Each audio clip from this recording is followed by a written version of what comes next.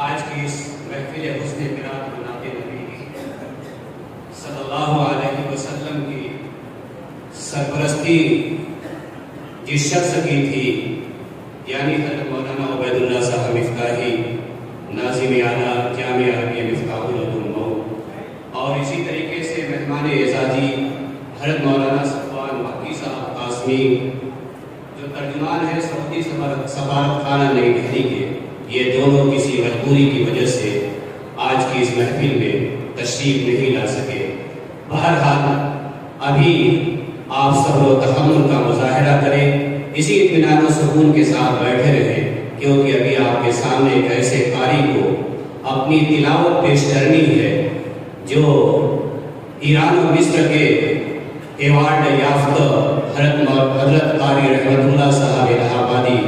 دامت برکاتہم کے صاحبزادے اور شاہزادے ہیں، وہ تشریف لا چکے ہیں۔ انشاءاللہ وہ بھی آپ حضرات کے سامنے قرآن مقدس کی تلاوت پیش کریں گے۔ بہرحال میں آج کے اس محفل کے مہمان خصوصی حضرت مولانا خورشید احمد صاحب مدنی دامت برکاتہم شیخ الحدیث جامع عربیہ تعلیم الدین مئو کو دعوت دے رہا ہوں کہ آپ تشریف لائیں اور مختصر اور جامع نصیحت ہم سامعین کو فرمائیں تاکہ ہم اپنے مستقبل کو تابناک و روشن بنا سکیں۔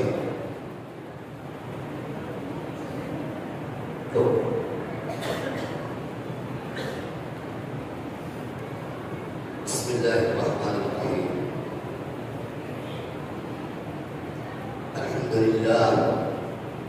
الحمدللہ حمدا کثیرا،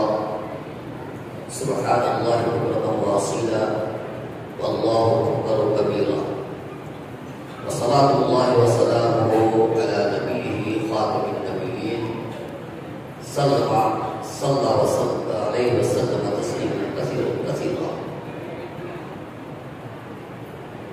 اما بعد، گرامی قدر حاضرین، آج یہ مجلس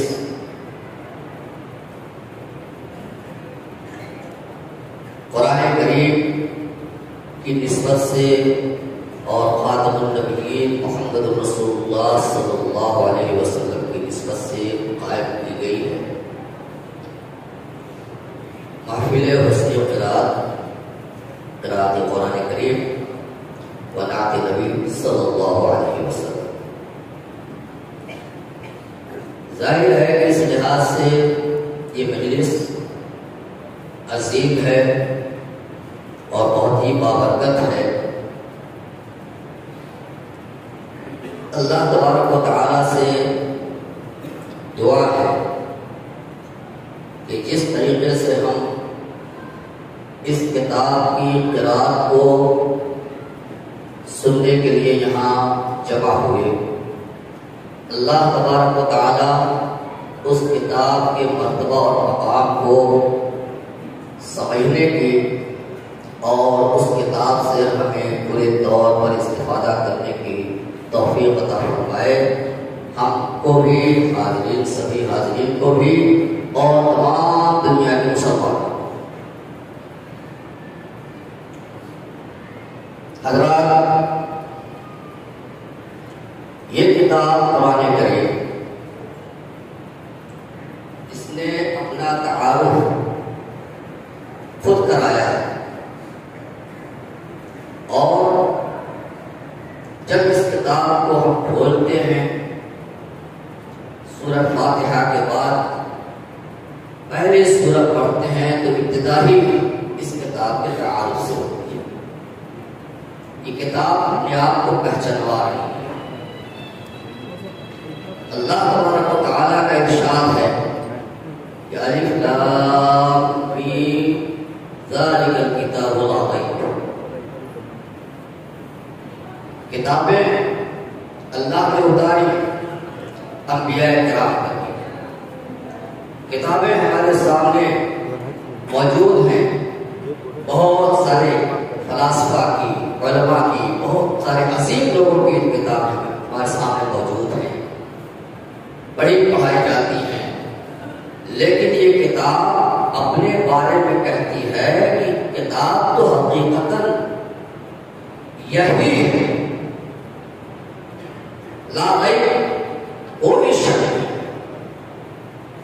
یہ کتاب ہے مکمل یہی اس اعتبار سے کہ جو کچھ اس میں کہا گیا وہ بالکل سچ ہے، جو کچھ اس میں احکام دیے گئے وہ بالکل انصاف پر مبنی ہے، اور یہ کتاب ہر اعتبار سے مکمل بھی ہے۔ اگر کہیں سے اس میں نقص ہوتا تو یہ دعویٰ نہیں ہوتا کہ ذالک الکتاب، کتاب یہی ہے، یہ دعویٰ نہیں کرتا۔ اور اگر کہیں سے بھی کسی چیز کی، کسی علم کی اس کتاب میں کمی ہوتی تو تب بھی اس کتاب کا دعویٰ یہ سچ نہ ہوتا، لیکن اس کتاب نے دعویٰ کیا ہے، اور یہ رب العالمین کا کلام ہے، اور رب العالمین کہہ رہا ہے کہ کتاب تو یہ ہے۔ لہذا ایک سچی اور انصاف پر مبنی مکمل کتاب ہے۔ اس کتاب نے اپنے بارے میں خود یہ کہا ہے کہ لا یأتی الباطل من بین یدیہ ولا من خلفہ۔ اس سے پہلے کی جو آسمانی کتابیں تھیں من جانب اللہ اتاری گئی تھی، ان کتاب کے حاملین نے خود اپنے ہاتھوں اس میں ترمیمیں کی، تبدیلیاں کی، ادھر سے ادھر کیا، لیکن یہ کتاب اپنے بارے میں کہہ رہی ہے کہ اس کتاب میں باطل کا کہیں سے دخل نہیں ہو سکتا۔ اِنَّا نَحْنُ نَزَّلْنَا الذِّکْرَ وَإِنَّا لَهُ لَحَافِظُونَ، اِنَّا لَهُ لَحَافِظُونَ۔ اس کتاب میں کہیں سے کسی باطل کا کوئی دخل نہیں ہو سکتا۔ یہ کتاب اس لحاظ سے بڑی عظیم ہے کہ اپنے بارے میں یہ خود کہتی ہے۔ اللہ تبارک و تعالیٰ فرمایا کہ لو انزلنا هذا القرآن على جبل لرأيته خاشعا متصدعا، کہ اگر یہ کتاب پہاڑوں پر اتاری جاتی تو آپ دیکھتے کہ پہاڑ اس کتاب کی عظمت و جلال سے ڈھک جاتے، خاشعا متذلل، جھکے ہوئے ہوتے، عاجزی اختیار کرتے، لیکن اللہ تبارک و تعالیٰ نے اس کتاب کو اتارا ہے اپنے آخری نبی محمد رسول اللہ صلی اللہ علیہ وسلم، جو انسانوں میں سے ایک انسان ہے جنہیں اللہ نے منتخب کیا۔ اس خاتم النبیین کے قلب اطہر پر یہ کتاب اتاری گئی، اس اعتبار سے گویا انسانوں آپ کا دل دنیا کی تمام ٹھوس سے ٹھوس، زبردست سے زبردست چیزیں جو تمہیں نظر آئے، حتیٰ کہ پہاڑ ان سے بھی زیادہ عظیم ہے کہ اس کتاب میں اثر کو آپ کے دلوں پر اتارا۔ اس کتاب میں اللہ تبارک و تعالیٰ نے یہ بھی کہا ہے کہ تبیان لکل شیء،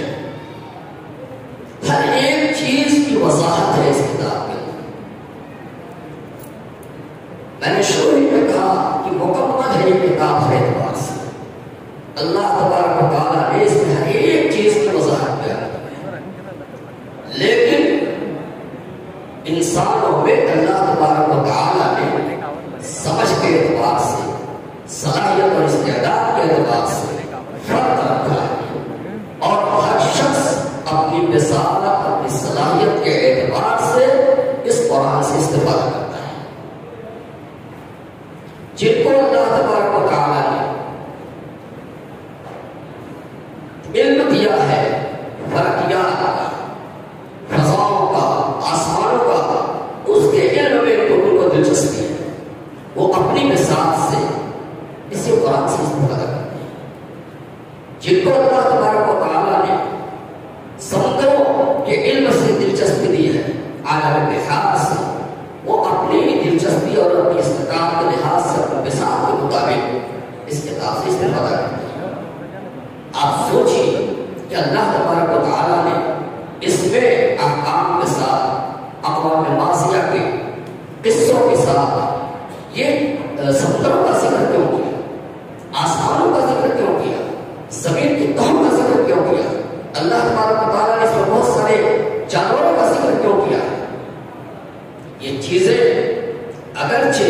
یہ انسان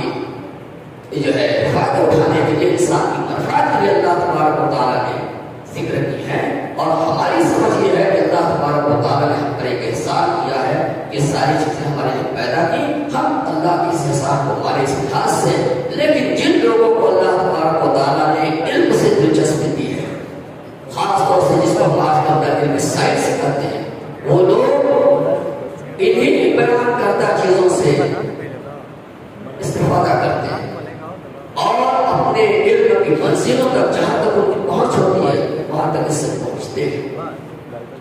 آسمان میں اڑتی چڑیوں کو دیکھ کر کے ہم تو یہ دیکھتے ہیں کہ یہ چڑیا اڑ گئی،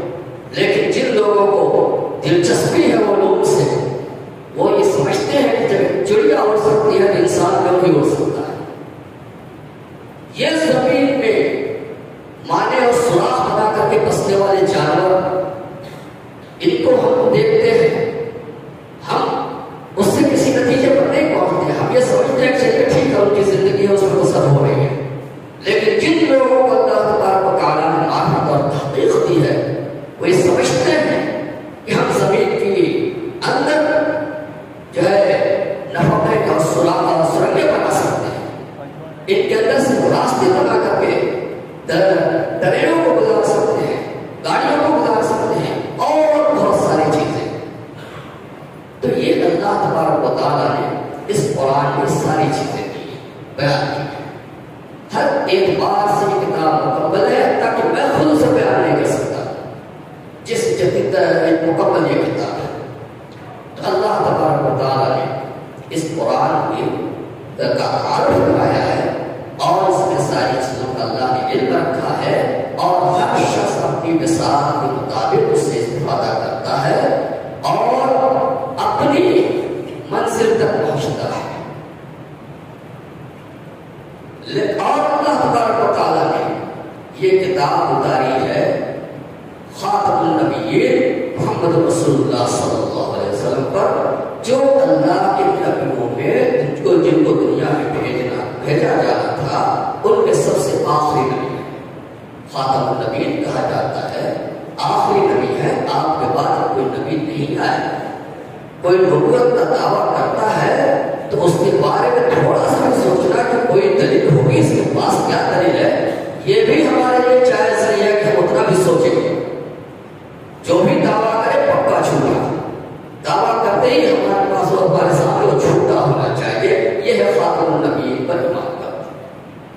اللہ تبارک و تعالیٰ نے اس خاتم النبیین پر اپنی اس کتاب کو اتارا. رسول اللہ صلی اللہ علیہ وسلم فرماتے ہیں کہ قیامت کی علامتوں میں سے میرا مبعوث ہونا بھی ہے، میری بعثت، یہ خود جو ہے قیامت کی علامتوں میں سے قیامت یہ علامت ہے. کیوں ایسا ہے آپ اس پر بھی غور کیجیے. اللہ تبارک و تعالیٰ نے تخلیق انسان کا مقصد بتایا ہے کہ وما خلقت الجن والانس الا لیعبدون. ہم نے انسان اور جنات کو اس لیے پیدا کیا ہے تاکہ وہ ہماری عبادت کریں. مقصد اللہ کی عبادت ہے. اور خاتم النبیین محمد رسول اللہ صلی اللہ علیہ وسلم اللہ کے بندوں میں سب سے کامل، اللہ کے مکمل طور پر اللہ کی عبادت کرنے والے ہیں. اور اللہ تبارک و تعالیٰ نے آپ صلی اللہ علیہ وسلم کی عبادیت کی شہادت بھی دی ہے ایسے موقع پر جب کہ کوئی اعزاز کا موقع ہوتا ہے، عصمت کا موقع ہوتا ہے، تو کسی کے بڑے القاب کو ذکر کیا جاتا ہے. عظیم القاب جو ہوتے ہیں وہ ذکر کیا جاتا ہے. جب میرا محمد رسول اللہ صلی اللہ علیہ وسلم کو لے جایا گیا، اللہ تبارک و تعالیٰ نے کیا فرمایا کہ سبحان الذی اسری بعبدہ لیلا من المسجد الحرام. اللہ تبارک و تعالیٰ نے اس وقت جو سب سے عظیم لقب ہو سکتا تھا انسان کا، عبد کا، بندگی کا، اس کا ذکر اللہ تبارک و تعالیٰ نے فرمایا. تو کسی بھی انسان کے لیے سب سے عظیم لقب یہ ہے کہ وہ اللہ رب العزت کا بندہ ہے، اللہ کی عبادت کرنے والا ہے. محمد رسول اللہ صلی اللہ علیہ وسلم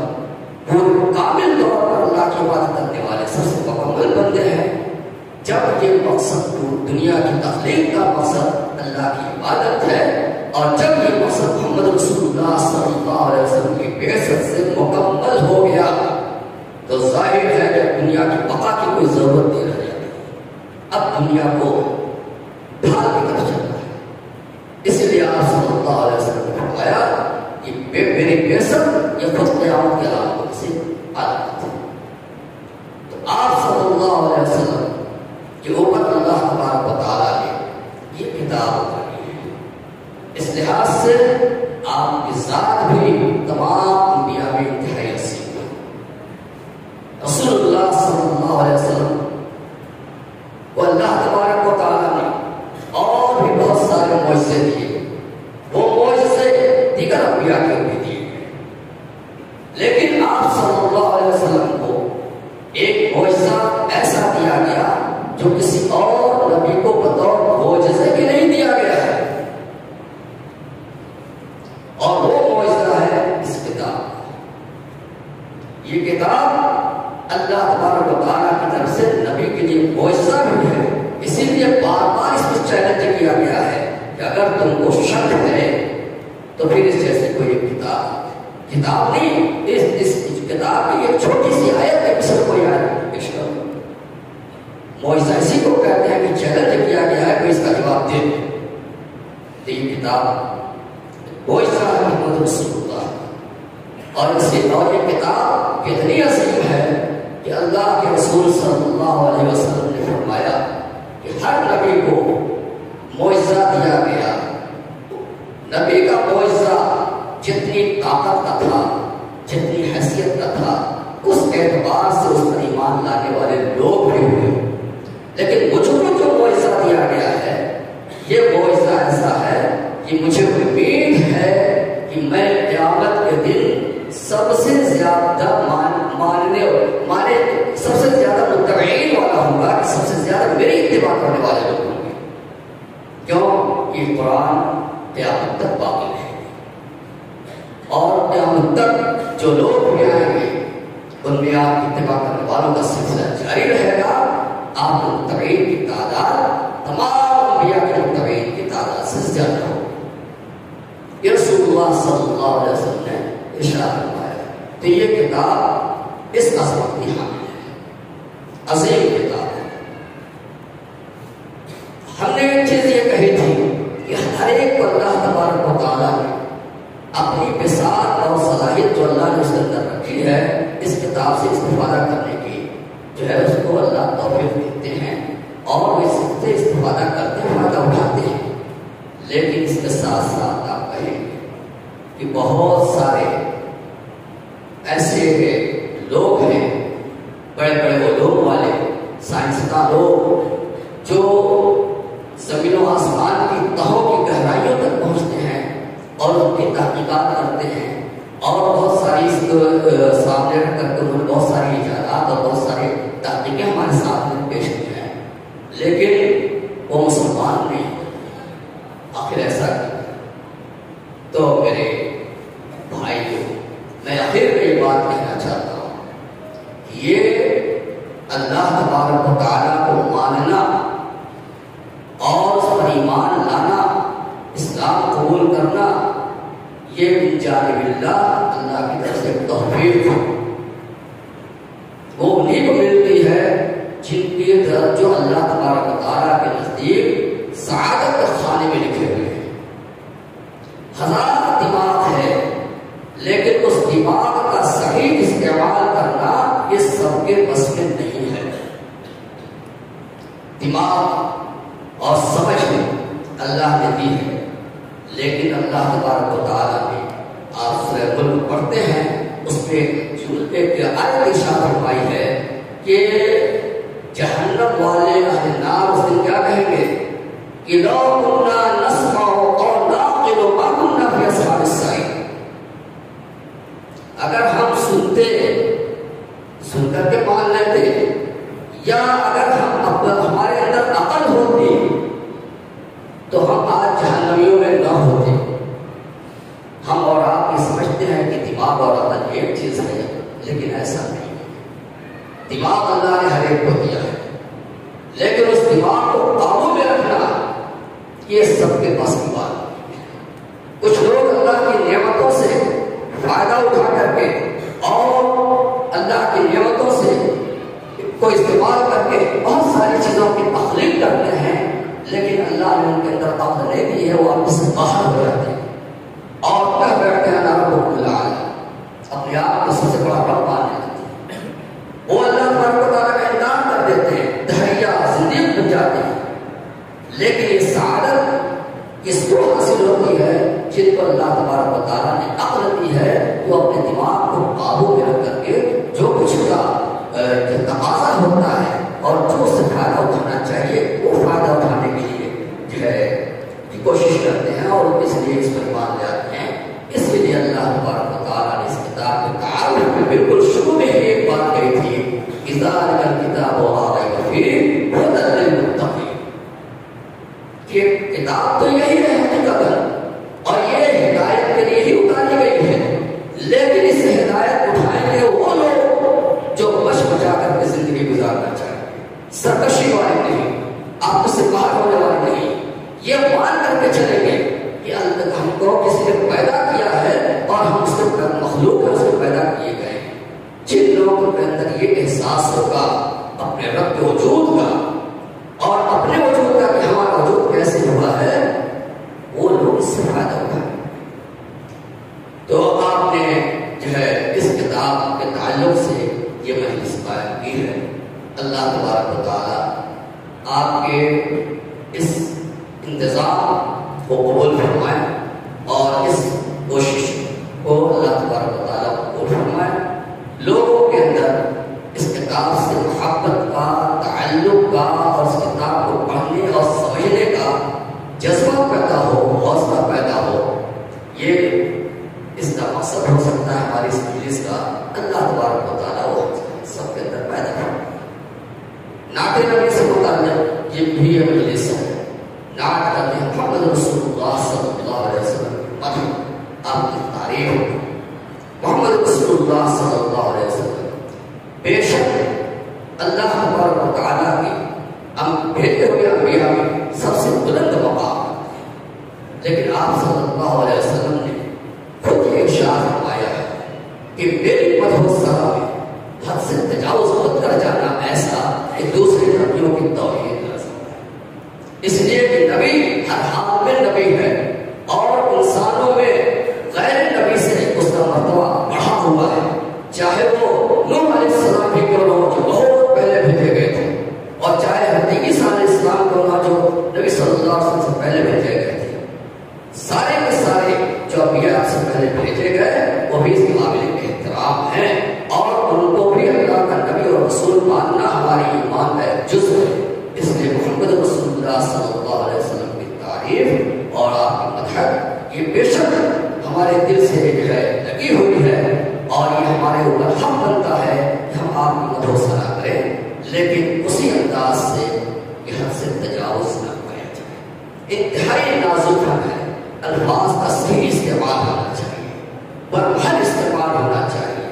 الفاظ کی اپنی ایک قوت ہوتی ہے، ان کی بھی ایک جو ہے مقام اور جگہ ہوتی ہے، اس کا لحاظ کر کے جو نعت کہی گئی ہے آج وہ نعت آج بھی اپنے اندر روح رکھتی ہے۔ تو اس لیے میں شعراء کرام سے بھی جو نعت پیش کریں گے یا جو نعت کہتے ہیں، میں ہمیشہ ان سے درخواست کرتا ہوں کہ نعت کہنے کے لیے اپنے آپ کو کنٹرول کر رکھیں۔ میں اس رات نہیں تھا کہ آج واقعی آپ آتا میں بیمار ہوں، لیکن میں ان ناظمین مجلس کی جن لوگوں نے اہتمام کیا ہے ان کا خلوص اور ان کا جذبہ تھا، انہوں نے دعوت دی اور میرے اوپر حق کرتا تھا کسی فون کرو۔ میں اپنی باتوں کا شاید بات لمبی ہو گئی ہو کچھ، لیکن اکتفا کرتا ہوں۔ میں نے کوشش بہت کی ہے کہ اختصار سے کام کروں۔ اللہ تبارک و تعالیٰ جو کچھ سنا ہے اسے قبول فرمائے، جو باتیں کام کی ہیں آپ کو ہم کو سبھی کو سے فائدہ اٹھانے کے توفیق عطا فرمائے۔ جو باتیں نکل گئی ہوں بشریت کے تقاضے کے تحت غلط بھی ہو سکتی ہیں یا کچھ نہ جو ہے بے موضوع ہو سکتی ہیں، تو اللہ تبارک و تعالیٰ ہمارے دل ذہن و دماغ سے باہر فرما دے اور